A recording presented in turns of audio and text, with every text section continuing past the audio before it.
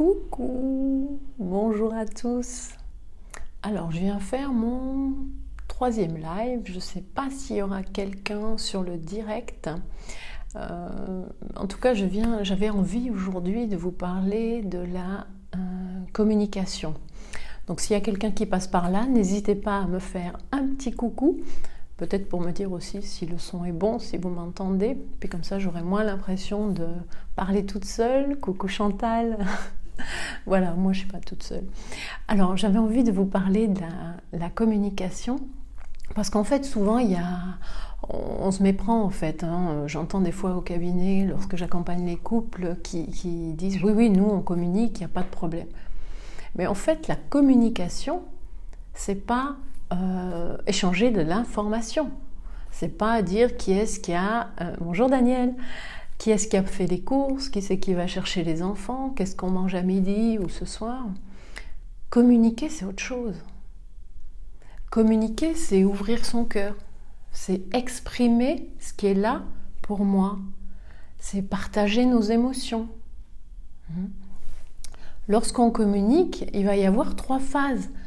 Trois phases essentielles. C'est pour communiquer correctement, il faut déjà savoir où j'en suis moi.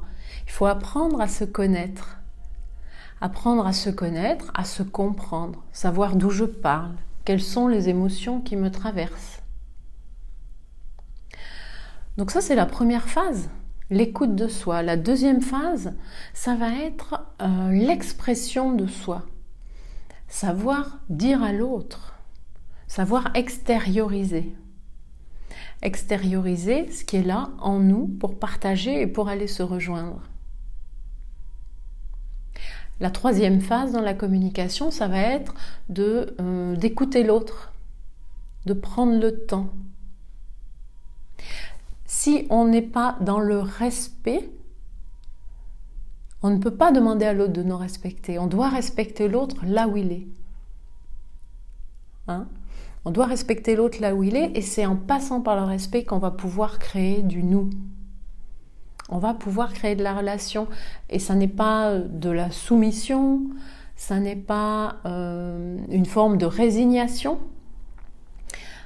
C'est vraiment prendre soin de la relation, c'est être dans le respect de chacun là où il en est. Donc c'est important d'avoir ça à l'esprit, parce que souvent dans la vie, on va utiliser des mots, mais on ne met pas le même sens derrière. On ne va pas mettre le même sens. Donc communiquer, ça n'est pas simplement échanger de l'information. Communiquer, ça demande d'être à l'écoute de l'autre. Et en fait, écouter, c'est un art de vivre. C'est un art de vivre, oui. Quand on écoute, il faut déjà apprendre à être bien devant, face à l'autre, l'observer. Il faut savoir se taire. D'ailleurs, c'est peut-être pour ça que je ne vous vois pas vous manifester. Peut-être que vous êtes dans l'écoute de ce que je suis en train de vous apporter. N'hésitez pas à me faire un petit signe. Mais voilà, écouter, c'est savoir se taire devant l'autre, et c'est savoir se mettre en lien avec ce que l'autre vit. Se mettre en lien, c'est se connecter. Se connecter, merci Daniel, se connecter à ce que l'autre est en train de traverser, être dans l'empathie. C'est vraiment important. C'est vraiment important d'être dans l'empathie, de se connecter. Parce que écouter l'autre, ça n'est pas, contrairement à ce qu'on croit, être très très gentil et bienveillant en lui donnant tout plein de conseils, en lui trouvant des solutions. C'est pas ça, écouter l'autre. Ça n'est pas non plus lui parler de nous. C'est juste être là avec une qualité de présence.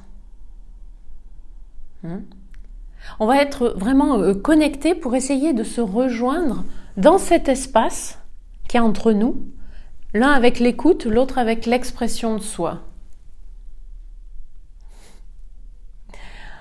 Merci Chantal. T'es attentive, c'est pour ça.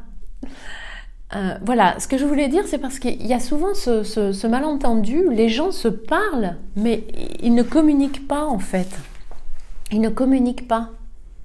Hein? Donc la communication, c'est pas être en train de faire quelque chose et puis dire oui, oui, je t'écoute, hein, je peux faire deux choses à la fois. C'est vraiment être pleinement présent à l'autre. Alors, j'étais avec un conjoint incapable d'être dans l'empathie. D'être dans l'empathie et ça ne résonnait plus du tout avec moi, m'étant choisi pleinement au niveau professionnel.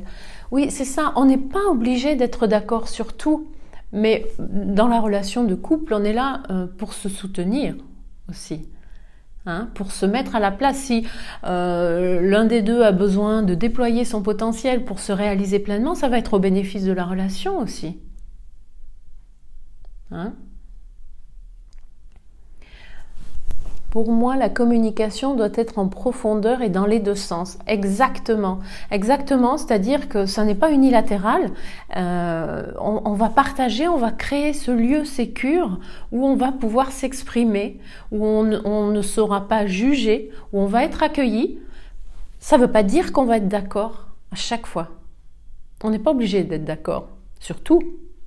Sur une majorité de points quand même, de valeurs notamment, mais on n'est pas obligé d'être d'accord. Mais par contre, dans la relation de couple, par exemple, l'objectif, c'est de nous aider à grandir. Hein, que chacun puisse exister en tant qu'individu avec le soutien de l'autre. Donc parfois, on a juste besoin aussi de s'exprimer, de partager ce qui nous anime, même si l'autre n'est pas dans la même démarche. Mais qu'est-ce que je vais observer chez l'autre? Je vais observer peut-être sa joie, le scintillement dans ses yeux parce qu'il ou elle a du bonheur à avoir réussi telle ou telle prouesse technologique ou alors avoir atteint un niveau supérieur au niveau professionnel. Donc c'est vraiment important de ne pas chercher. Parfois les hommes peuvent avoir tendance à trouver une solution à leur partenaire quand elles parlent. Mais en fait, les femmes ont souvent davantage besoin, c'est pas le cas de tout le monde, mais en fait, globalement, ont besoin d'exprimer plus leurs émotions, de sentir que la relation, elle existe à travers cet échange. Hein? C'est une façon de faire vivre la relation aussi. Qu'on a des perceptions différentes et c'est important de pouvoir accueillir l'autre de là où il est dans son monde, mais effectivement dans les deux sens. Hein. Donc encore une fois, c'est pas je me plie à tes désirs, oui je t'écoute et tout. Non, la relation on a besoin de la nourrir. On a besoin de la nourrir, on a besoin de l'entretenir. Enfin voilà, je voulais vous faire cette petite amener ces 2-3 petites précisions hein, au niveau de la communication, les 3 phases, hein, l'écoute de soi, l'expression de soi et l'écoute de l'autre. Parce que si moi je ne sais pas où j'en suis moi, si je ne sais pas quelle émotion me traverse, ça va être difficile de pouvoir écouter, de pouvoir accueillir l'émotion de l'autre.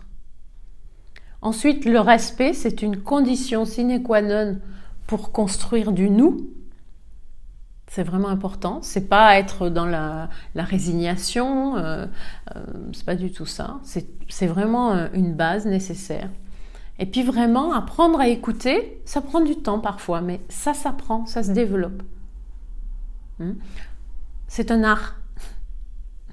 Apprendre à écouter l'autre, c'est un art. Sans chercher ce qu'on va lui répondre avant que sa phrase soit terminée, en étant simplement là et en accueillant. Est-ce que ça vous parle, ce que je suis en train de dire là ou... Oui, ça fait du bien ce que tu dis. Oui, je crois que c'est important des fois d'amener certains éclairages parce que des fois on est enfermé dans notre couple comme ça, puis l'autre peut dire « Oh là là, mais arrête, t'es pénible, t'es ci, t'es là ». Mais on a besoin de prendre aussi un peu du recul. Hein? Et puis c'est pas lui ou elle qui nous casse les pieds, c'est juste qu'on a ce besoin et on a, nous, la responsabilité c'est de l'exprimer ce besoin à l'autre. Voilà. Alors dites-moi, n'hésitez pas maintenant ou en replay, pour ceux qui le regarderont en replay, n'hésitez pas à me dire si ça vous a amené quelques petits éclairages ou à me faire des commentaires, je me ferai un plaisir de vous lire. Donc je vous dis à bientôt, parce que le défi ne fait que commencer. À bientôt et bonne soirée à tous.